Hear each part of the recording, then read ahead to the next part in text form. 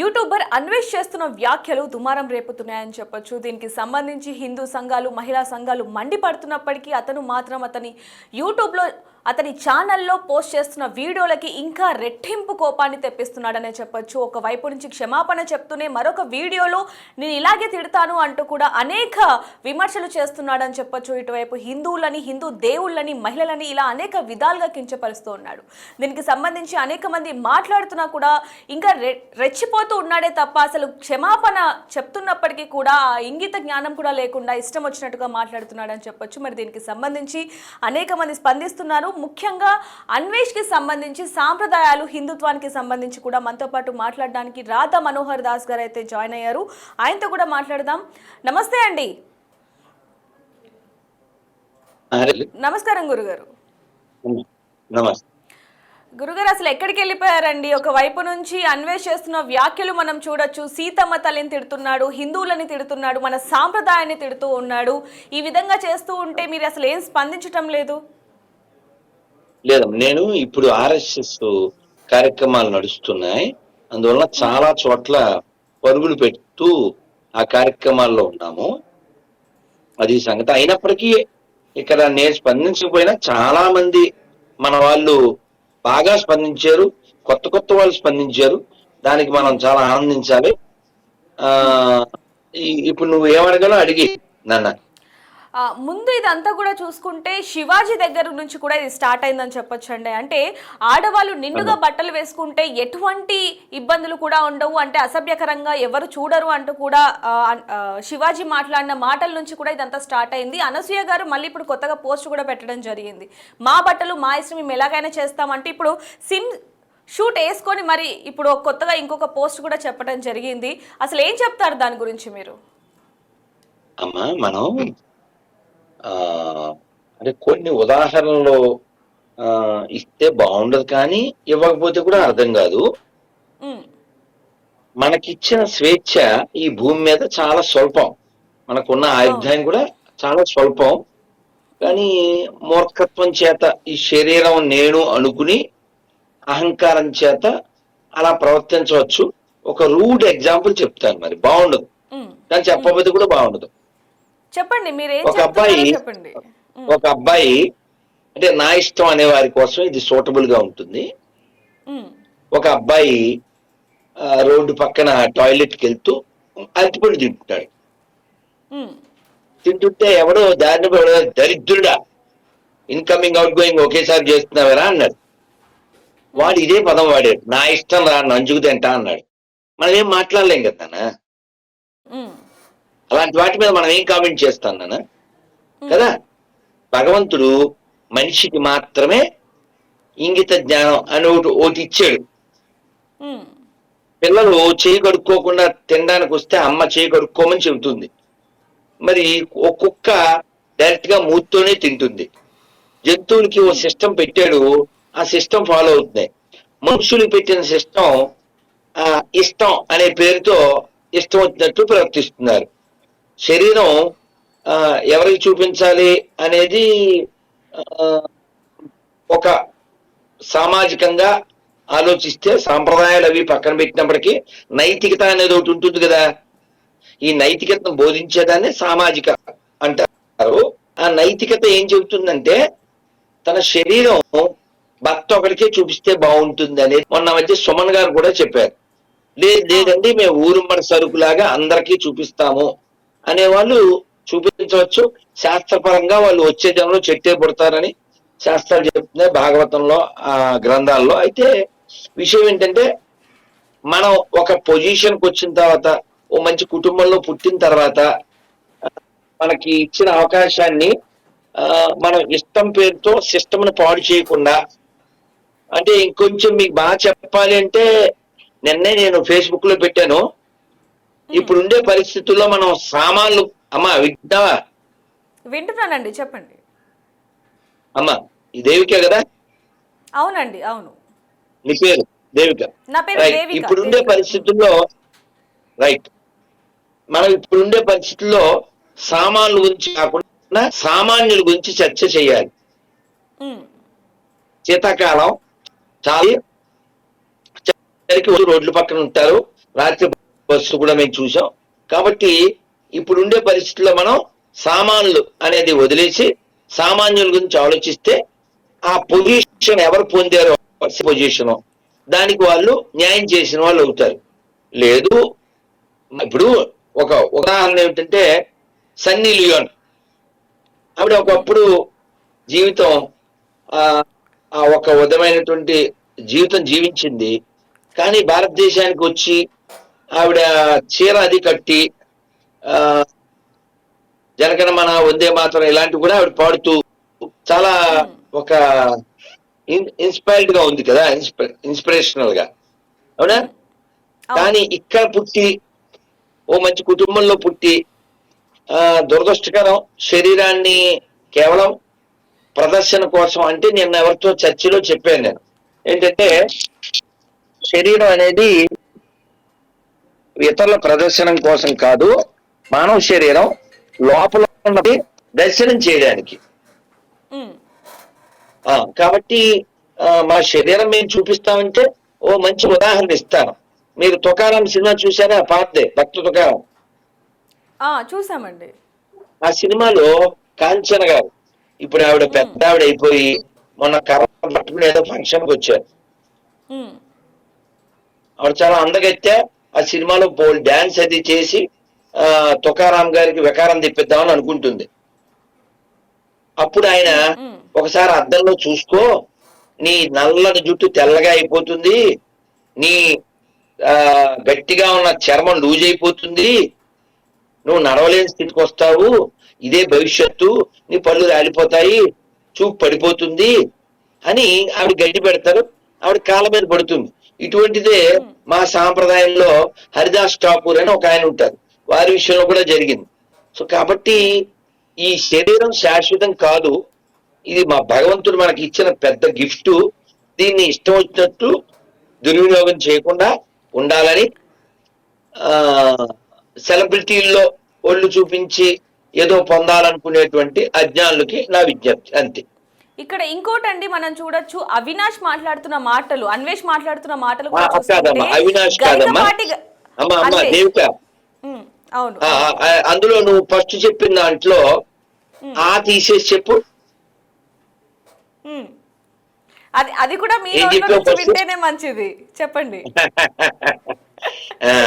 మీరు బాగుంటుంది అది.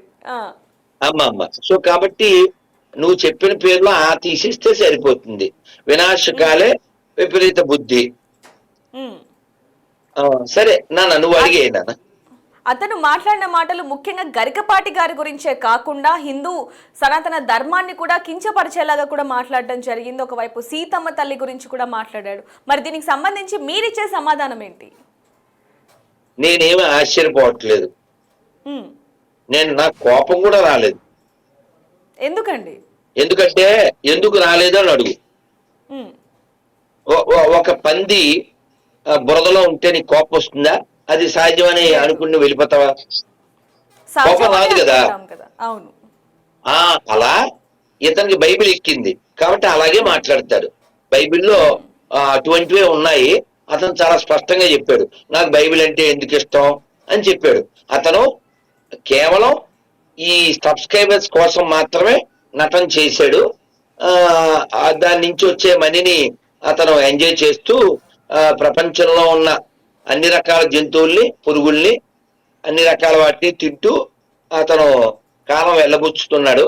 కాబట్టి అతను తిన్నటువంటి రకరకాల జంతువుల, కీటకాల ఆహార ప్రభావము అతని మెదడుకి ఎక్కిన బైబిల్ ప్రభావం కూడా అతని మీద పనిచేస్తుంది. అందుకు పెద్ద విషయం ఏమి లేదు.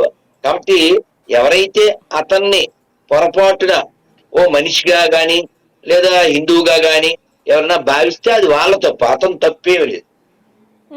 అతను అలాగే మాట్లాడతాడు. అతను ఇదివరకు కూడా నిరూపించుకున్నాడు. కాబట్టి అతని విషయంలో మనం ఆశ్చర్యపోవాల్సింది ఏం లేదు. గరికపాటి వారిని అలా అన్నందుకు అటువంటి అవధానుల్ని నోటికొచ్చినట్టు వాగినందుకు దానికి తగ్గ కర్మను అనుభవిస్తాడు. సీతాదేవిని, ద్రౌపదీదేవిని నోటికొచ్చినట్టు వాగినటువంటి వాళ్ళు కాలగర్భంలో ఎలా కలిసిపోయారో అదే జరగబోతుంది, అంతే. దీంట్లో పెద్ద విషయం ఏం లేదమ్మా. ఇలాగా బార్కింగ్ అనేది ఎప్పుడు ఉంటుంది. ఇది కొన్నాళ్ళు నడుస్తుందన్న. మనం గతంలో కూడా కొన్ని క్యాండిడేట్లను చూసాం మనం. అవును. కొన్ని అంటే క్యాండిడేట్లు చూసాం. కేవలం నీకు అమ్మమ్మ సబ్స్క్రైబర్స్ ఒక్క నిమిషం పెరగడానికి నాన్న మాత్రమే. దేవి చెప్పండి. దేవి దేవి ఒక్క నిమిషం నాన్న. నేను ఈ పూజ చేశాక నువ్వు కంటిన్యూ చేస్తున్నాను. ఆ ఏమిటంటే రాముడు లక్ష్మణుడు పంపిస్తాడు. సుగ్రీవుడు ఏమీ రిప్లై లేదు.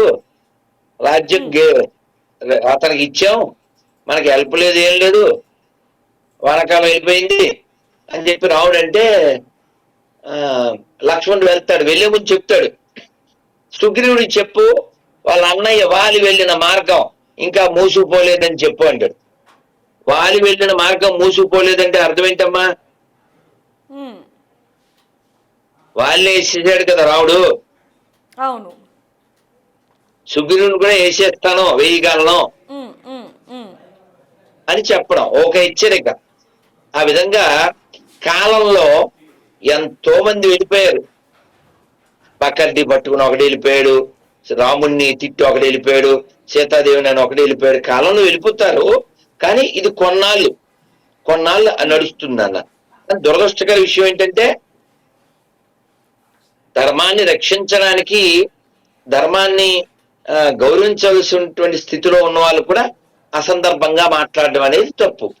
ఎందుకంటే భారతీయ నారి, సి నారాయణ రెడ్డి గారు చెప్పారు, భారతీయ నారి సహనానికి ఏలిక, సమరానికి కాలిక. మనం శివాజీ గురించి మాట్లాడతాం, ఎందుకని వాళ్ళ అమ్మ తయారు చేసిన వీరుడైన. కాబట్టి అటువంటి తల్లులు కావాలి తప్ప ఏదో దేహాన్ని ప్రదర్శన కోసం ఉంచుతాను అనేటువంటి వాళ్ళు కాలంలోనే సమాధానం వస్తుంది తల్లి. నెక్స్ట్ గురుగారు, ఆ పదజాలం మనం చూడొచ్చు, ఇష్టం వచ్చినట్టుగా మాట్లాడడం. ఒకవైపు గురించి బాడీ పార్ట్స్ దగ్గర నుంచి మాట్లాడుతున్నాడు అంటే అసలు ఏ విధంగా చూడొచ్చు అంటారు? ఇది చూసేది ఉందన్న. ఇప్పుడు మీరు మళ్ళీ అడిగేది కాబట్టి చెప్తున్నాను. 4 దోషాలు కలిగల్లో ఉంటాయి, వాటికి దూరంగా ఉండమని చెప్పి భాగవతం చెప్తుంది. ఏంటవి? మాంసము, మద్యము, వ్యభిచారము, జోదం. ఒకటి ఉంటేనే తప్పు, 4 ఉన్నవాడు అలా కాక ఎలా ఉంటాడు చెప్పు? అంటే నేను మిమ్మల్ని ఈ ప్రశ్న ఎందుకు అడుగుతున్నాను అంటే, ఇప్పటి వరకు కూడా హిందుత్వం గురించి కావచ్చు, లేకపోతే మహిళల గురించి కావచ్చు, ఎవరైనా కించపరిచేటట్టు మాట్లాడితే మీరు ఎంత ఖండించారనేది మనందరికీ కూడా తెలిసిందే. అలాంటిది మీరు ఇతని మీద మాట్లాడే మాటలు రేపు పొద్దున ఇంకొకరు ఎవరైనా సరే ఇలా మాట్లాడాలి అనుకునే వాళ్ళు ఖచ్చితంగా ఆలోచిస్తారు. కాబట్టి నేను మిమ్మల్ని ఈ ప్రశ్న అడగడం జరిగింది. చాలా సంతోషం. ఇతను నిన్న వేరే ఇంటర్వ్యూ ఎక్కడో చూశాను, ఏదో 14 ఏళ్ల అమ్మాయికి 1000 రూపాయలు ఇచ్చి ఏదో అని విన్నాను. అవును. సో కాబట్టి మనం ఇంకా ఎక్స్పెక్టేషన్ ఏం చేస్తాందనా? ఇది అడ్డమైన జంతువుని తింటాడు, అడ్డమైన పురుగుల్ని తింటాడు, పావుల్ని తింటాడు, కప్పల్ని తింటాడు. భగవంతుడు ఇచ్చే నోరుని దానికి వాడుతున్నాడు. అతని మనం ఇంకా అతని ఇష్టం అది. సో అలాగే ఇంకా ఒకటి ఉన్నప్పుడు ఇంకా దాన్ని ఫాలో చేస్తూ మిగిలినవన్నీ వచ్చేస్తాయి. మాంసం, తర్వాత మద్యం, వ్యభిచారం, జోదం, ఇవన్నీ. కాబట్టి అతన్ని ఫాలో అయ్యే వాళ్ళు మారాలి. అతను మారడం అనేది మనం ఎక్స్పెక్ట్ కూడా చేయకూడదు. ఇప్పుడే పోస్ట్ చూశాను వేరే చోట, 23 లక్షల మందికి ఇంకా బుద్ధి రాలేదా అని వచ్చింది. అవును. ఎవరా 23 లక్షల మంది? ఆయన అభిమానులు, అందులో సగానికి సగం మంది హిందువులే ఉన్నారు కదండి. అతను కూడి తినేదే హిందువుల మీద. విషయం ఏంటంటే అతను తెలుగులో రీల్స్ చేస్తాడు, అవును, తెలుగులో వీడియోలు పెడతాడు. ఒక విషయంలో అతన్ని మనం అప్రిషియేట్ చేయాలి. ఏంటంటే నాకు అభిమానులని చెప్పుకున్నవాడు ఒక్క మలం తిన్నట్టు అని చెప్పాడు అతను. అవును. సో కాబట్టి అతనికి అభిమానులు అనే వాళ్ళు ఎవరు ఉండకపోవచ్చు. కాబట్టి మూర్ఖులు మాత్రమే ఆ భావజాలం కలిగిన వారు అతన్ని ఫాలో అవ్వచ్చు. సో ఇప్పుడు అతని గురించి మనం చర్చ చేయడం అనవసరం. అతని మీద ఏదో కేసులు పెట్టారు, తర్వాత అతను అంటే ఇప్పుడు అతను ఒకడే కాదు నాన్న, అతను ఒకడే కాదు, ఇలాంటి బ్యాచ్ ఇంకొంతమంది ఉన్నారు. వాళ్ళు కూడా ఇలా రాముడి మీద, కృష్ణుడి మీద, శివుడి మీద నోటికొచ్చినట్టు వాగుతూ ఉంటారు. అలా ఎందుకు వాగుతారంటే బంగ్లాదేశ్ లో లాగా లేదా పాకిస్తాన్ లో లాగా హిందువులు ఎవరిని తగలేరు కదా. దేవాలయాలు రథాలు, గుళ్ళు, గుళ్ళో వస్తువులు, గుళ్ళో డబ్బులు, దేవాలయానికి సంబంధించిన భూములు ఇన్ని ఎత్తుపోతున్నారు. ఏది స్వతంత్రం వచ్చిన తర్వాత కూడా. అయినా హిందువులు టికెట్లు కొనుక్కుని మరి కట్లు పడి దర్శనానికి వెళ్తూ ఉంటారు కదా. కాబట్టి రాముడిని తిట్టినవాడు దండం పెట్టుకుని వెళ్ళిపోతాడు, దురుకుని వెళ్ళిపోతాడు. కాబట్టి ఇలాంటి వాళ్ళు తయారవడానికి కారణం హిందువుల యొక్క అలసత్వం, నిర్లక్ష్యం. అతను అలా ఉండడం అనేది అసలు ఇందులో ఆశ్చర్యపడవలసిన విషయం ఏం లేదు. సర్వ కలి సంబంధితమైనటువంటి లక్షణాలు కలిగిన వాడు కాబట్టి అతని నుంచి ఎంతకంటే మనం ఎక్స్పెక్ట్ ఏం చేయలేం. అంటే గురుగారు, ఇంకొకరు హిందువుల మీద కావచ్చు లేకపోతే దేవుళ్ళ మీద కావచ్చు మాట్లాడకుండా ఉండాలి అంటే ఇతన్ని ఏ విధంగా శిక్షించాలి అంటారు? ఇప్పటికే అతని మీద కేసులు కూడా నమోదు చేయడం జరిగింది. ఇటువైపు గరికపాటి గారి ఎవరైతే డిజిటల్ టీం ఉన్నారో వాళ్ళు కూడా కంప్లైంట్ ఇవ్వటం జరిగింది. మరి ఇతన్ని ఎలా శిక్షించాలి అంటారు? ఏంటి అసలు? అమ్మ, ఇంగ్లీషు తెలుగులో ఏ భాషలో చెప్పినా a king punish immediately but God will take time. So అతను దేశాన్ని అవమానించినందుకు అతను ముందు శిక్షించాలి. అలాగే ఇన్ని కోట్ల మంది ఆరాధించేటువంటి హిందూ దేవీ దేవతల్ని దూషించినందుకు అతన్ని శిక్షించాలి.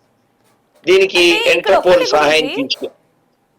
ఇక్కడ ఒక మాట గురూజీ, అంటే సామాన్లని కప్పిపుచ్చుకోండి అని చెప్పిన శివాజీ గారి మీద మహిళా కమిషనర్ వరకు వెళ్ళి కంప్లైంట్ ఇవ్వటం జరిగింది ప్రముఖులు కొంతమంది. మరి అలాంటప్పుడు దేశాన్ని, మహిళల్ని, దేవుళ్ళని ఇంతగా కించపరుస్తూ ఇంత హీనంగా మాట్లాడుతున్నా మరి ఇతని మీద ఎలాంటి కేసులు పెట్టాలి? అసలు ఏ విధంగా మహిళలందరూ కూడా స్పందించాలి అంటారు? స్పందిస్తున్నారు. నా అభిప్రాయం ఏమిటంటే, నాన్న, ఇప్పుడు మీరు నన్ను జూమ్ కాల్కి పిలిచినట్లుగా మీరు ఎలాగ హైదరాబాద్ లో ఉన్నారు కాబట్టి మీరే చక్కగా ఎవరైతే మొన్న శివాజీ మీద కేసు పెట్టారో వాళ్ళ దగ్గర మైక్ పెట్టాలి ముందు. వాళ్ళు అసలు స్పందించని పరిస్థితి కనిపిస్తుంది కదా గురూజీ గారు. అంటే పారిపోయారని అర్థం.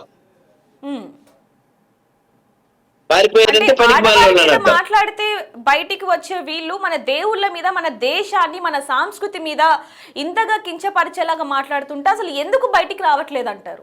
లేదు. ఇప్పుడు విషయం ఏంటంటే, శివాజీ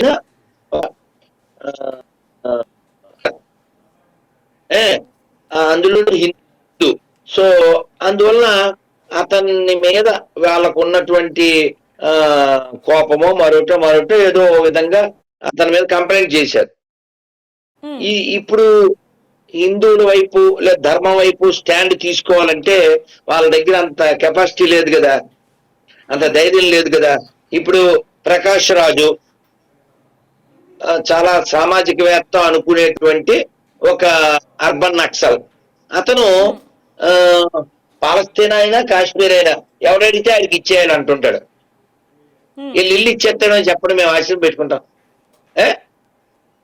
అతను ఇల్లు మాకు ఇచ్చేమని చెప్పండి, ఆశ్రమం పెట్టుకుంటాం. అలాగే మీరు అతను ఒకసారి అడగాలి. అతన్ని అడిగితే అతను సగం వయసు ఉన్నవాడినేమో 2వ పెళ్ళి 3వ పెళ్ళి చేసుకున్నాడు కాబట్టి అతని స్పందన ఎలా ఉంటుందో మనకి తెలియదు. మీరు ఎవరైతే సామాజిక వ్యవస్థకి వ్యతిరేకంగా ఉంటారో వాళ్ళ దగ్గర మైక్ పెట్టాలి. నిన్న చూడండి, గంజాయి తాగేసి 17 ఏళ్ల పిల్లలు ఎవరో ఒక అతన్ని కోయంబత్తూరులో ఎక్కడో చంపేశారు, తమిళనాడు. అక్కడ ఉండేటువంటి డిఎంకే గవర్నమెంట్, దిక్కుమాలిన గవర్నమెంట్, వాళ్ళు ఆ కొండ మీద దీపం పెట్టడం ఆపేయడంలో, కోర్టుల మీద కేసులు గెలిచిన వాళ్ళని ఆ జడ్జీలని అభిశంసన చేసే విషయంలో చాలా హిందూ ధర్మ నాశనంలో బిజీగా ఉన్నారు. కానీ డ్రగ్స్ తాగే వాళ్ళని ఆపడానికి వీళ్ళు ఏం చేయట్లే, చంపే వాళ్ళని ఆపడానికి వీళ్ళు ఏం చేయట్లే. కాబట్టి ఈ దేశం నాది, ఈ ధర్మం నాది, ఈ భాషలు నావి, ఈ సంస్కృతి నాది అనుకునేవాడు పవర్ లో ఉంటే దేశం సేఫ్ గా ఉంటుంది. ఒక మత గ్రంథానికి, ఒక పార్టీకి, ఓ కులానికి, ఓ ప్రాంతానికి, ఓ భాషకు మాత్రమే పరిమితమైనటువంటి పనికిమాలిన వాళ్ళు దేశంలో ఉండకూడదు. వాళ్ళ వల్ల ఇన్ని ప్రమాదాలు జరుగుతున్నాయి. ఈ అన్వేషణ అతని కథ కొద్ది రోజులు నడుస్తుంది. అది ఆరిపోయే దీపం, అతను చేసింది అంతులేని పాపం, ఆరిపోయే దీపం, అతని మీద తెచ్చుకోకుండా కోపం, అతనికి ఆల్రెడీ ఇచ్చేసారు జనాలు, అంతులేనంత శాపం. ఉమ్. ఇంక లాస్ట్ లో ఇప్పుడు వేసిన దూపం. ఇప్పుడు క్షమాపణ చెప్పేది కూడా ఒక వైపు నుంచి సబ్స్క్రైబర్ తగ్గుతున్నారు అని అనొచ్చు అంటారంట. అమ్మ ఇప్పుడు క్షమాపణ చెప్పినప్పుడు ఆ ముఖంలో ఒక ఆ పశ్చాత్తాపానికి సంబంధించిన ఓ ఫేస్ ఉంటుంది. ఉమ్. ఇది పశ్చాత్తాపానికి సంబంధించిన ఫేస్ కాదు కదా అది. అవును. ఇప్పుడు కొంచెం సామాన్య పరిభాషలో వాడితే థాయిలాండ్ లో అతను దేశాన్ని అవమానిస్తూ మాట్లాడిన మాటల్లో బలుపే ఉంది తప్ప భయం లేదు కదా. ఉమ్. కాబట్టి 23 లక్షల మందికి బుద్ధి రావాలని కోరుకుంటున్నా, అతను అక్కడికి కాదు. ఉమ్. మరి ఇంటికి అర్థమైంది, నీకు కూడా అర్థమైంది ఏ కాదు కదా, నీకు అర్థమైందా లేదా దేవిక, నీకు అర్థమైందా లేదా? థ్యాంక్స్. ఇప్పుడు చెప్పు. చివరిగా ఏ విధంగా శిక్షించాలి అంటారు? అంటే సబ్స్క్రైబర్స్ మాట ఓకే, అంటే ఇలాంటివి ఇంకొకసారి మాట్లాడకుండా ఉండాలి అంటే. నాన్న నేను ఆల్రెడీ ఇందా చెప్పాను, మళ్ళీ చెప్తున్నా. అవును. 2 రకాల శిక్ష. ఒకటి సామాజిక బహిష్కరణ, ఓకే, పూర్తిగా వాడికి కొంపకారీ చేసేయడం, వాడి ఛానల్ వాడే దేకాలి, ఇంకెవరు దేకూడదు. ఇది ఫస్ట్ పాయింట్. రెండోది ఇంటర్పోల్ సహాయంతో ఇండియాకి తీసుకొచ్చి ఇంట్రాగేషన్ చేయడం. ఐ ఇంటర్పోల్, ఇండియా, ఇల్లు, ట్రిబుల్ అంతే. ట్రిబుల్ 9 అతని ఇంక వాయిస్ 9. నేను ఇండియాకి రాను, ఇండియాను అవమానించి రకరకాలు. ఇప్పుడు అతను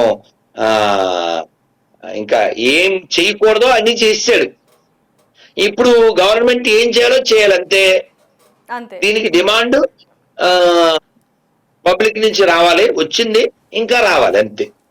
అమ్మా థ్యాంక్ యూ గురుగారు, మీ అభిప్రాయాన్ని మాతో షేర్ చేసుకున్నందుకు. సో చూస్తున్నాం కదా, అన్వేష్ కి సంబంధించి మాత్రం అనేక మంది మాట్లాడుతున్న పరిస్థితి కనిపిస్తున్నప్పటికీ కూడా క్షమాపణ చెప్తూనే మరో వైపు ఇష్టరహితంగా కూడా మాట్లాడుతున్నాడని చెప్పొచ్చు. ఇప్పుడే కాదు, 2025 నుంచి 2030 వరకు కూడా నేను ఇలాగే మాట్లాడతాను, ఇలాగే ఇష్టరహితంగా పదాలు కూడా మాట్లాడతాను, నా నాలుక మీద మచ్చలు ఉన్నాయంటూ కూడా ఇంకా వ్యాఖ్యలు చేస్తూనే ఉన్నాడు. మరి దీనికి సంబంధించి మీకేమనిపిస్తుంది అనేది కింద కామెంట్ చేయండి. మరిన్ని వార్తల కోసం చూస్తూనే ఉండండి బిగ్ టీవీ.